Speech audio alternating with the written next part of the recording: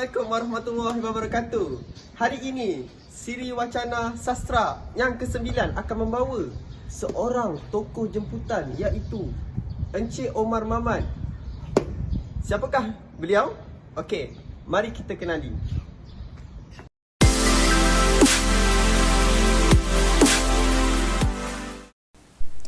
Omar Mamad atau nama sebenarnya Tuan Haji Omar bin Mamad dilahirkan pada 10 Januari 1953 di Dungun, Terengganu.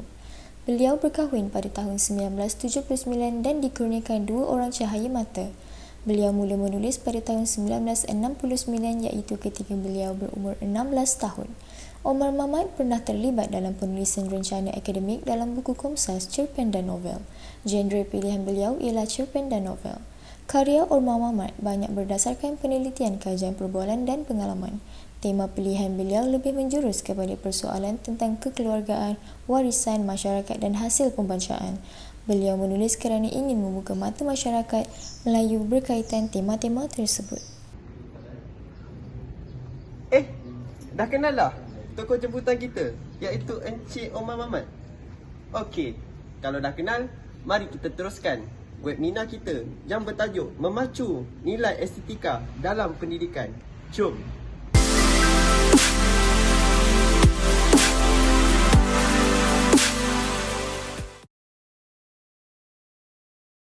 Saya akan mulakan.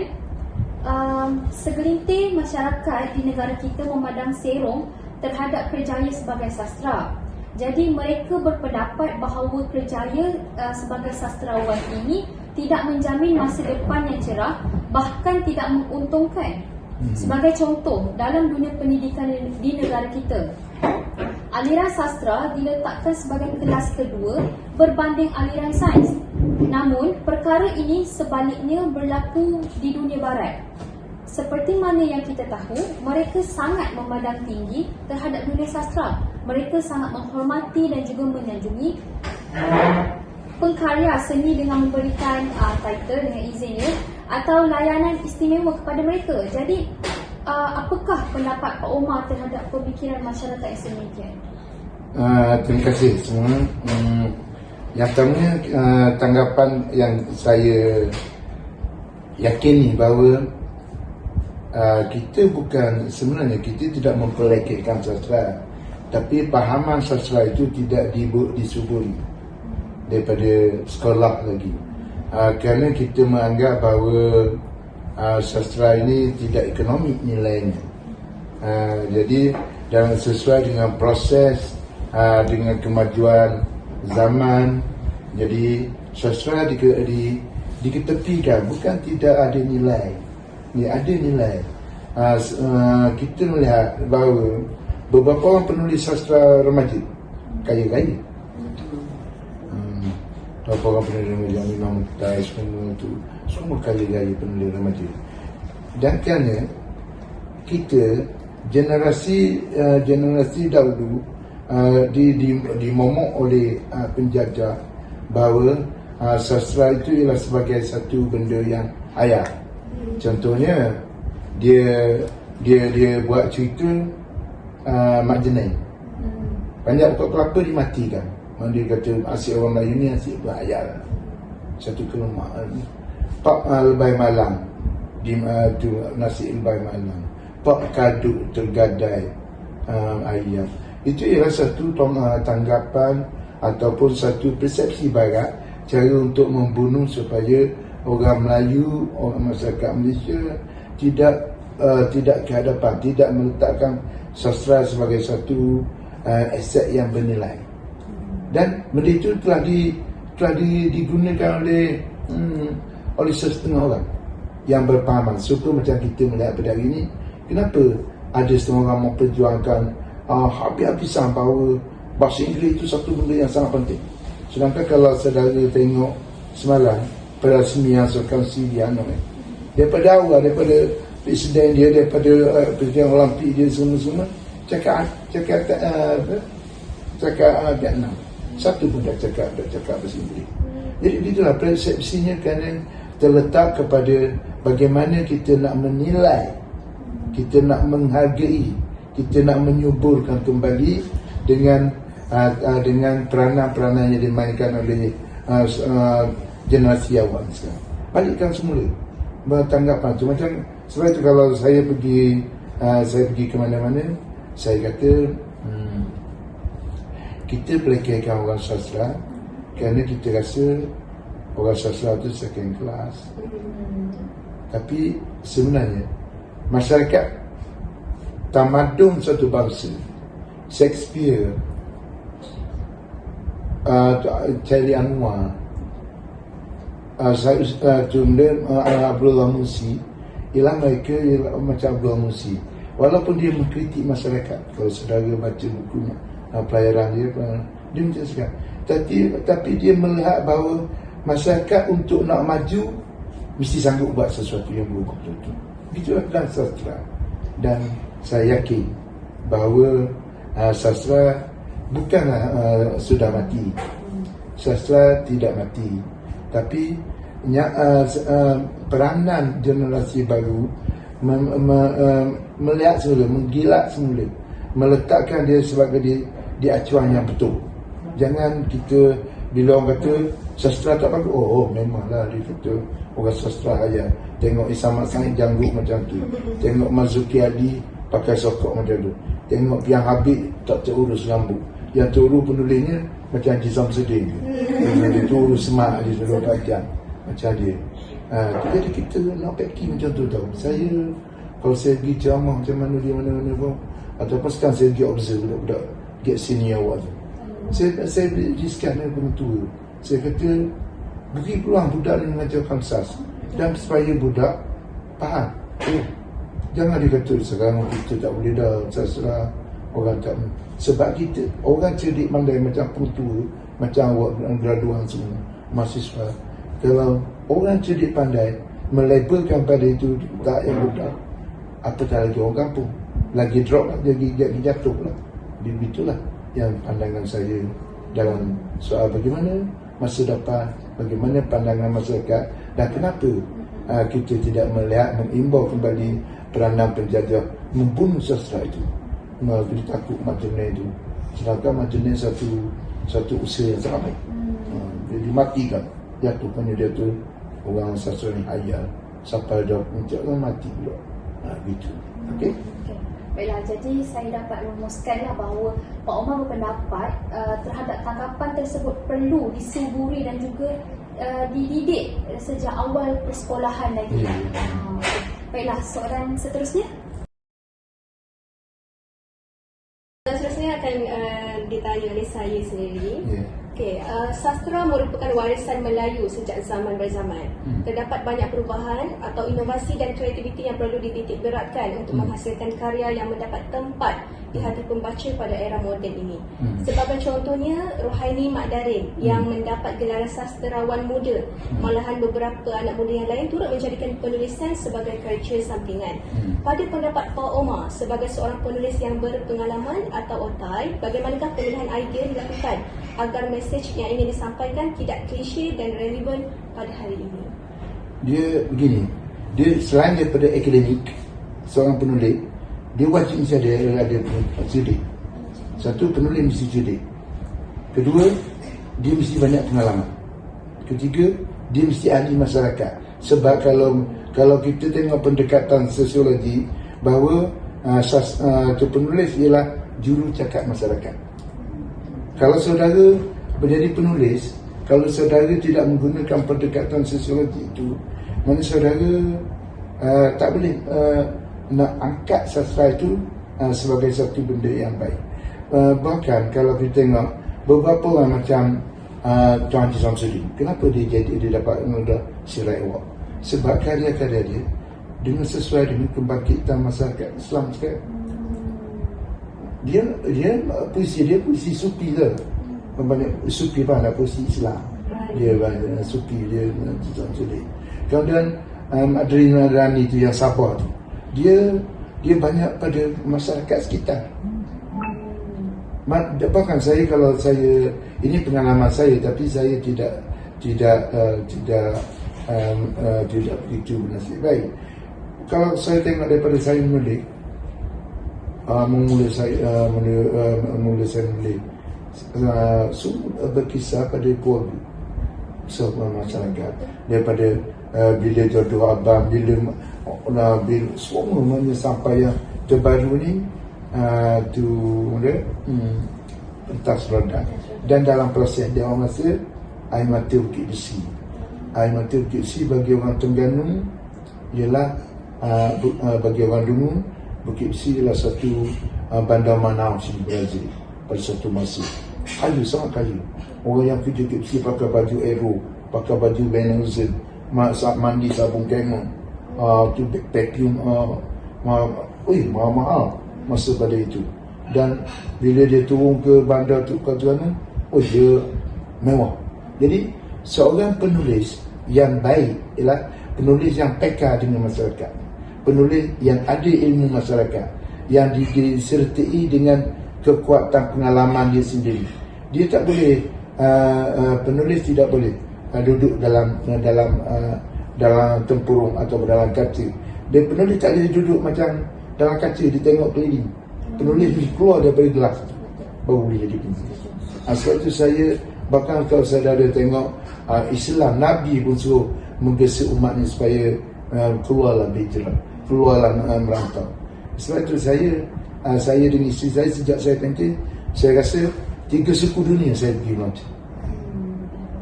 Saya pergi tengok, kata Uzbekistan ke, Jordan ke, Mesir ke, semua saya bawa dia pergi. Dan saya tengok, kerana saya rasa di situ kita, selain daripada kita tengok pengalaman tamadun manusia, kita berfikir. Kerana penulis yang tidak berfikir ialah penulis yang klise. Penulis yang tidak berfikir, dia buat ikut cerita di hati. Sebab sekarang bukan zaman merenung bulan, bukan zaman tu di awang-awangan. Tak adalah. Ilham tidak datang dengan hayalan. Sekarang ilham datang dengan usaha, pengamatan, pendidikan dan ilmu yang ada. Kalau tak ada ilmu, dia tak boleh. Dan sebab itu penulis mesti membaca, mesti banyak membaca. Dan saya rasa kalau saudara pergilah, anda pergi rumah di Samsudin, Kesempatan ini. raya ke baru ni, pergi duduk mana, pergi rumah dia. Macam rumah saya, tu almari saya tak buku saya, buku. Pergi rumah dia, mana dia Samsudin, dia pun suka membaca dan mesti membaca. Dia mana untuk menulis, untuk jadi penulis, dan mesti bergaul, mesti bergaul. Dia mesti turun ke padang. Mana macam dulu saya pernah ada seorang saudara yang UPN dulu, dia nak menulis tentang dunia pelajaran. Dia pernah ikut saya beberapa orang masa tu, ikut dia pergi, dia dah kecil lah, pergi ke Cokek, pergi tu. Dia sanggup bayar perempuan tu masuk dalam bilik, kita tanya berapa ni, kenapa dia jadi pelacur. Dan dia turun sendiri kepada, baru kita dapat mengalami dan menghayati. Dan kalau kita tak ada yang orang kedua, mana kita ialah orang pertama dalam mengasihi. Kalau kita orang yang kedua menghasilkan sesuatu, ataupun maksud saya kita dengar pandangan orang, kita mungkin akan berlaku ciplok. Kita tak boleh.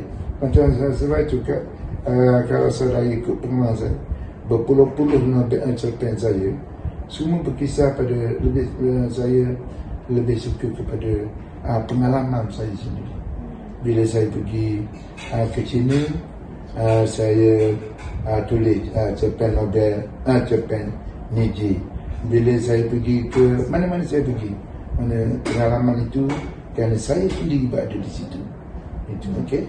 Jadi saya dapat simpulkan bahawa idea dipilih oleh seseorang pengkarya itu perlulah ditelusuri oleh pengamatan mereka selain daripada kemahiran bahasa. seterusnya saya akan meneruskan untuk soalan seterusnya. Soalan saya, Pak Omar, sesetengah penulis menggunakan unsur kritikan sebagai ilham dalam menghasilkan sebuah unsur kritikan dalam menghasilkan sebuah karya, dan dalam masa yang sama untuk mengkritik segelintir pihak dengan cara atau bahasa yang halus dan mendalam. Sebagai contoh, novel Syed karya Shahmin Ahmad yang mengkritik para pemimpin negara. Jika diteliti, novel ini hanya menceritakan tentang bagaimana perjalanan Najib itu dikeluarkan daripada badai. Namun, pemikiran Shahmin Ahmad agak berbeza dan menjadikan cerita itu mempunyai makna yang tersirat. Menurut Pak Omar, apakah pandangan Pak Omar tentang karya-karya yang mempunyai unsur kritikan atau sindiran ini?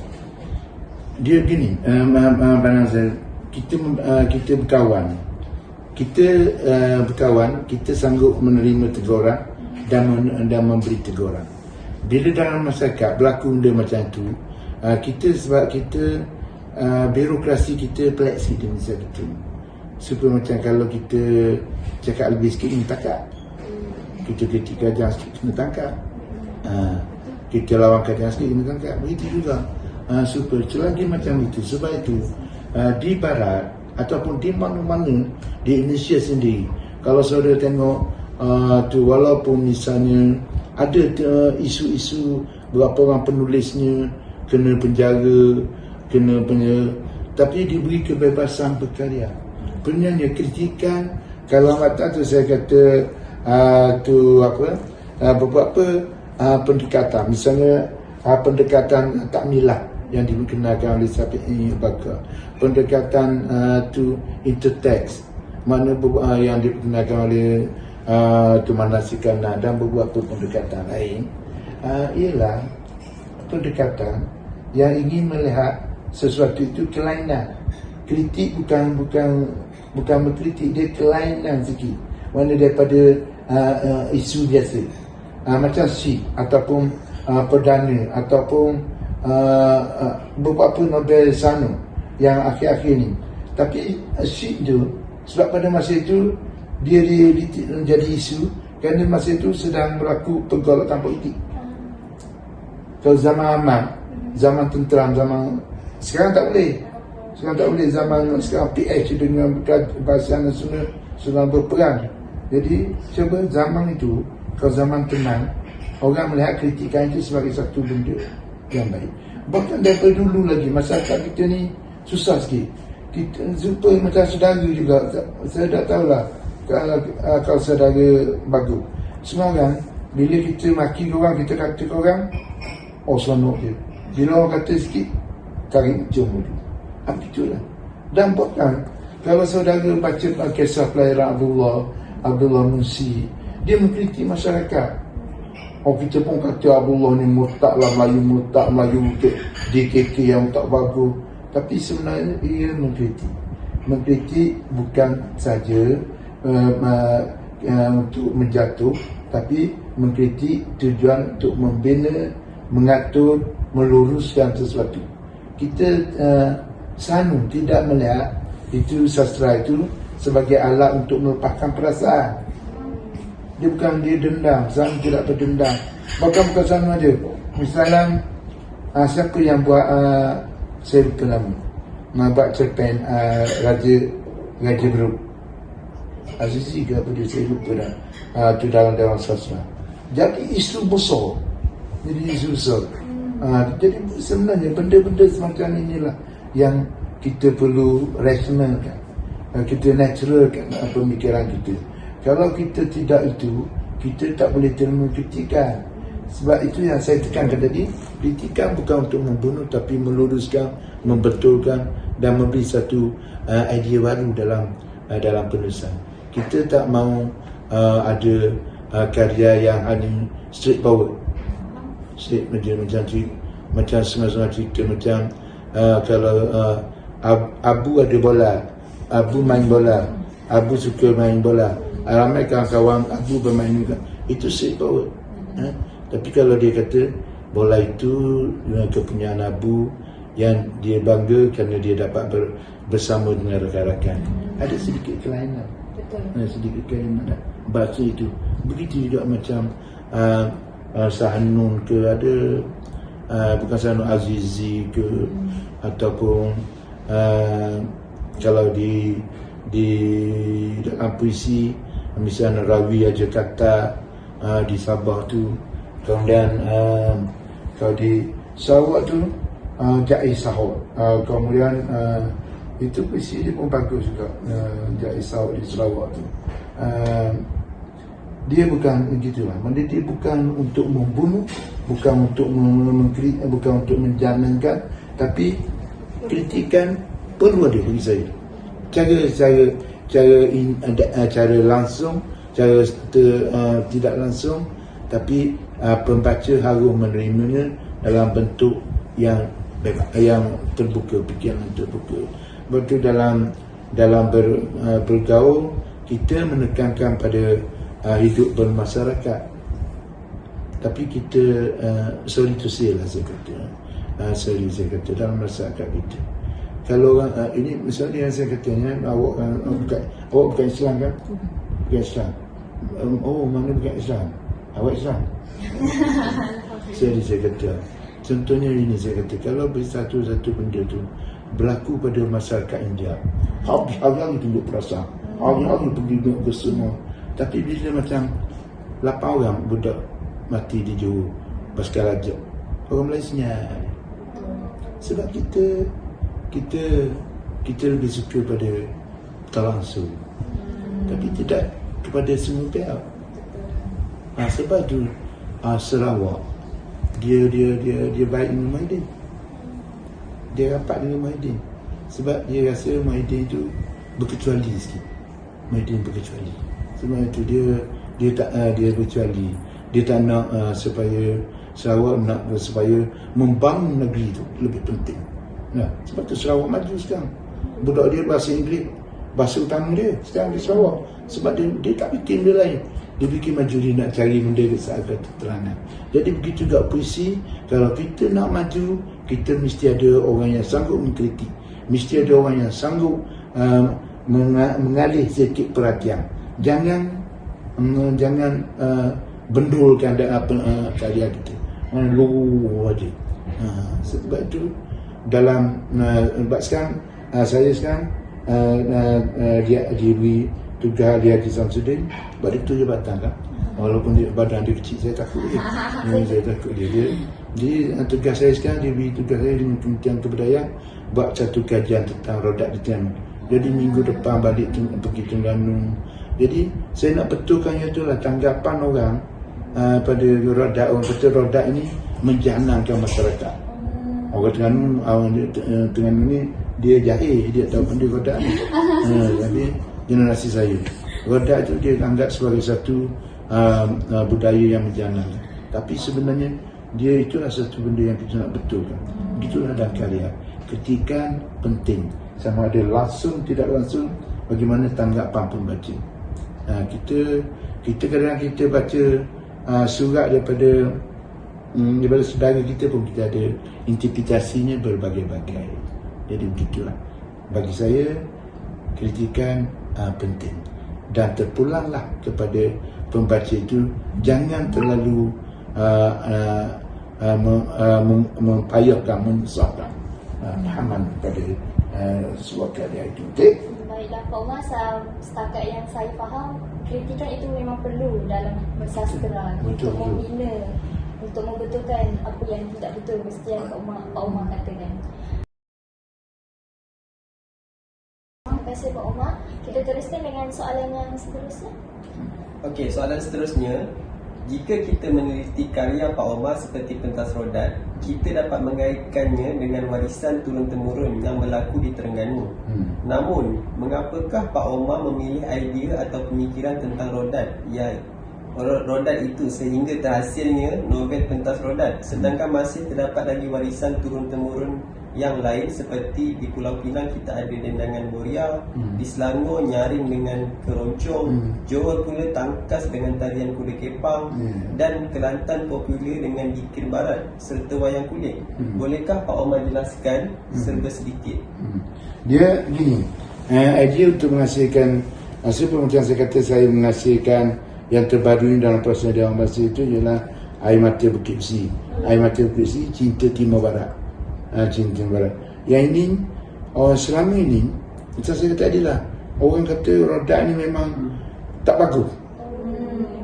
Memang tak bagus dulu, memang tak bagus. Masa saya budak-budak dulu, kalau Rodak ni, orang tua-tua yang ramai peminat dia. Sebab dia ada penari dia semua Mak Ina. Perempuan, orang tua-tua ni sanggup duduk depan petak tu, tunggu tengok mata tu. Siapa tinggal bini belakang. Jadi, jadi benda yang semacam itu yang dia hendak saya betulkan bahawa bahawa Rodak ini ialah satu, kalau kita tengok daripada dikir dia, tengok daripada selawat dia, semua memuji kebesaran Tuhan. Jadi kenapa kita tak boleh gunakan dia sebagai satu warisan yang penting dalam masyarakat Terengganu?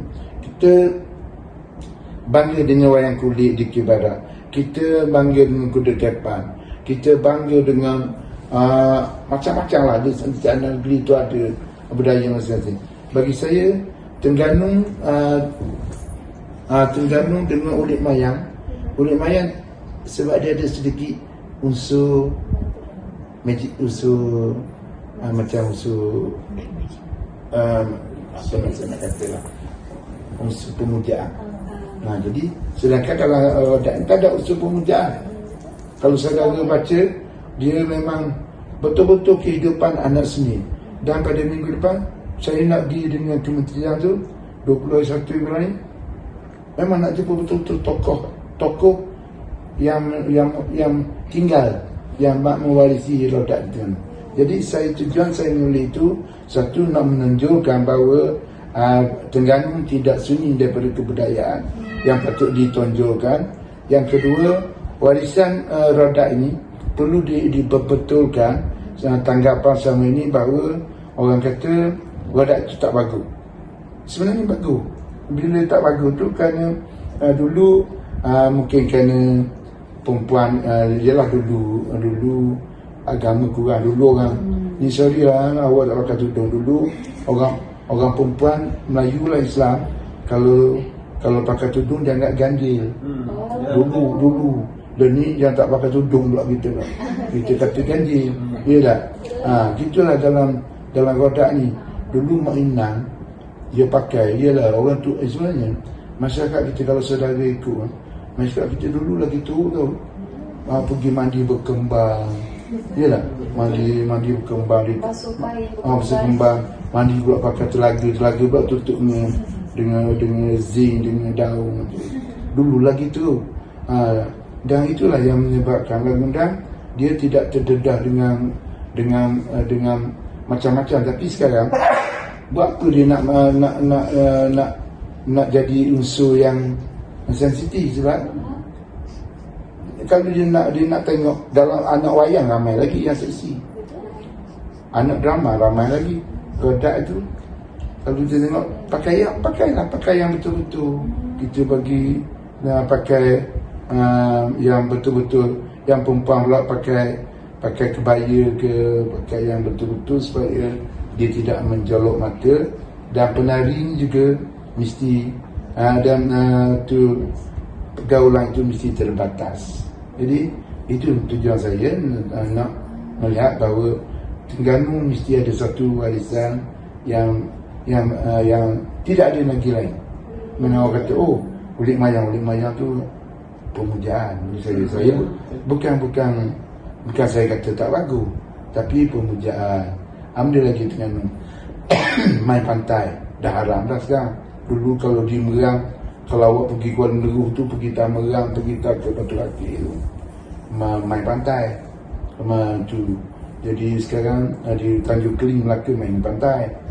Sekarang dah tak ada dah. Jadi biarlah Rodak tu dihidup kembali. Kita sudah sampai ke hujung webinar. Okay. Jadi saya melihat dalam novel Pentas Rodak terdapat lirik lagu yang dinyanyikan semasa persembahan Pentas Rodak ini. Saya tertarik dengan lirik lagu tersebut, tetapi tidak pasti bagaimanakah lirik itu didendangkan. Kami amat berbesar hati sekiranya Pak Omar dapat mempersembahkan Rodan menggunakan lirik yang kami nyatakan atau yang terlintas di fikiran Pak Omar. Allah, aku nak nyanyi bersama aku. Nak nyanyi. Kali ni pun suara tak ada, batuk. Sedikit lah Pak Omar, Dan sedikit. dia betul-betul macam orang berzanji tu. Itu Aziz. Orang berzanji, macam dia betul-betul berzanji. Dia kena, tapi ada irama lah. Dia pantun macam biasa. Dia pantun macamnya cari yang mudah sikit.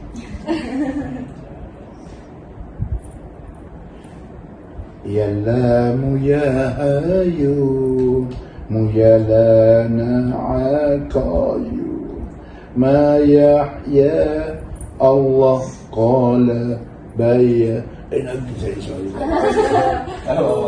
dalil. Mana boleh sambung? Kami nampak lah dia punya bilangan macam mana. Dia macam orang berzanji. Orang janji. Sallallahu ala Muhammad ya hayyum ya qayyum, begitu dia. Tapi ini yang zanji itu dibawa oleh kumpulan lelaki. Dia ada 3. Yang main gendang, kemudian yang lelaki yang joget, yang mengiringi Mak Inang. Mak Inang berpantun saja. Mak Inang tengok pantun. Mak Inang berpantun. Mak Inang tak menyanyi, tak dikir. Sebabnya dikir ni lelaki. Maknanya dia sambung-sambung lah. Bila dia habis, Bergabung. dia bergabung. Dia ada macam Pantun. pantun, dikir pantun. Asal digendang sekali. Dia kena cantik. Cantik. Lepas tu kita ni lepas tu kita dengan Kementerian Kebudayaan ni mungkin kita nak dalam bentuk dokumentasi. Jadi kita telah mendengar penjelasan Pak Omar sedikit banyak tu tentang pemikiran beliau, cara berodat lagi. Dari secara keseluruhannya dapat kami simpulkan bahawa pemikiran Pak Omar sangat luar biasa dan memikirkan tentang soal masyarakat khususnya golongan remaja serta berpendidikan di negara kita. Jadi tidak hairanlah kalau karya Pak Omar pernah diangkat menjadi bahan teks dalam pendidikan seperti cerpen Sayang Ayah pada suatu ketika dahulu. Sebelum kita mengakhiri, apakah pesanan Pak Omar kepada kami sebagai bakal guru sastra yang akan menerujui dalam pendidikan, iaitu mendidik para remaja pada masa akan datang? Nasihat saya beginilah.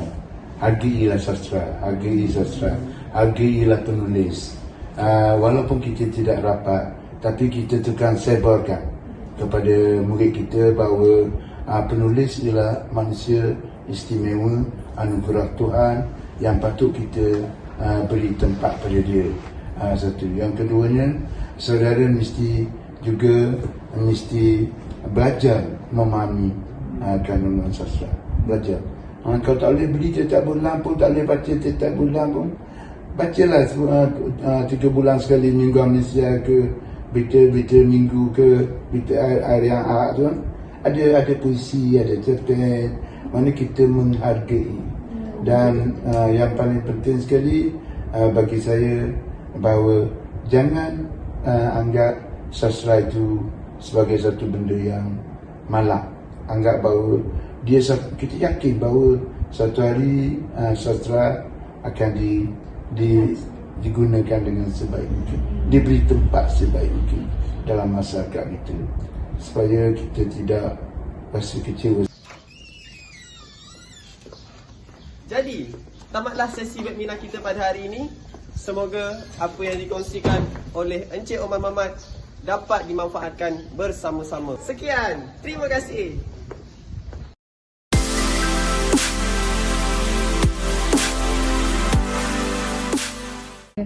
Assalamualaikum Doktor, saya wakil dari Siri Wacana Sastra 9. Saya ingin bertanya tentang pendapat Doktor yang terdapat dalam karya Encik Omar Mamad.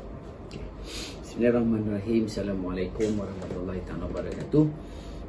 Terima kasih atas perbincangan hari ini yang meminta saya memberikan pandangan tentang seorang sastrawan Terengganu yang bernama Omar Mamad. Baik, Omar Mamad ni seorang penulis yang saya lihat sangat produktif pada sekitar tahun 70-an, 80-an dan awal 90-an. Kemudian daripada itu apa yang saya fahami setelah beliau menjawat jawatan penting di Institut Pendidikan Guru IPG kampus Bahasa Melayu Lembah Pantai sebagai pentadbir. Jadi mungkin kekangan itu menyebabkan beliau menjadi kurang produktif. Tapi walau bagaimanapun itu memang satu perkara yang tak boleh dielakkan. Kalau kita lihat dalam sejarah mana-mana penulis ataupun sastrawan, apabila mereka terlibat dengan pentadbir, tugas-tugas pentadbir itu menjadikan terganggu untuk berkreatif. Okey, tetapi saya akan melihat Tuan Haji Omar Mahmat ni sebelum era-era beliau menjadi seorang pentadbir. Okey. Kita tahu bahawa Omar Mahmat ni memilih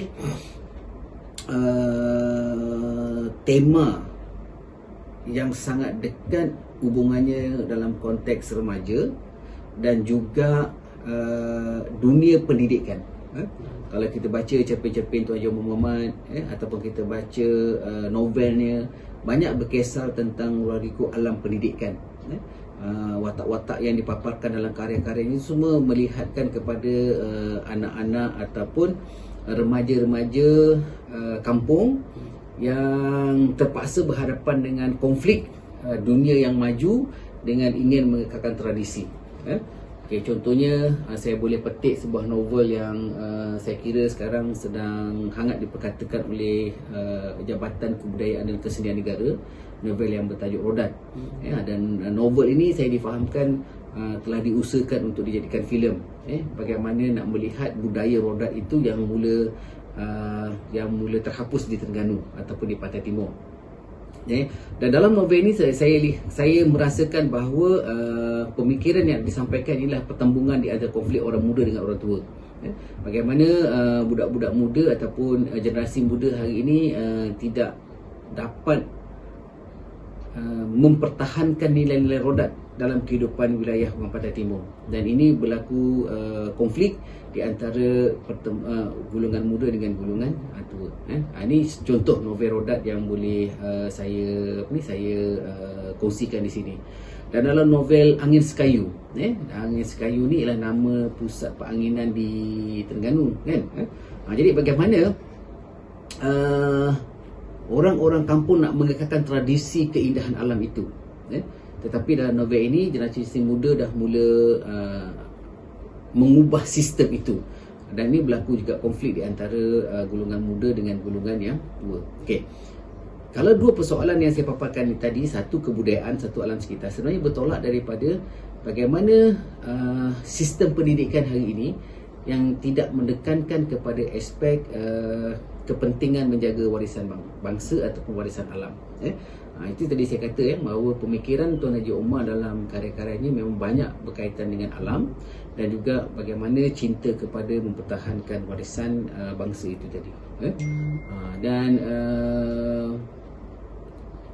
dari segi tahap Tuan Haji Omar sebagai seorang pengarang, satu waktu dulu memang Tuan Haji Omar berjaya mencipta nama sebagai seorang penulis ataupun sastrawan yang cukup hebat di tanah air kita.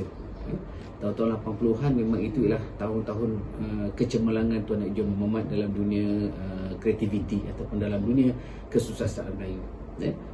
Jadi begitupun sebenarnya banyak karya-karya Tuan Haji Omar Mahmat yang saya kira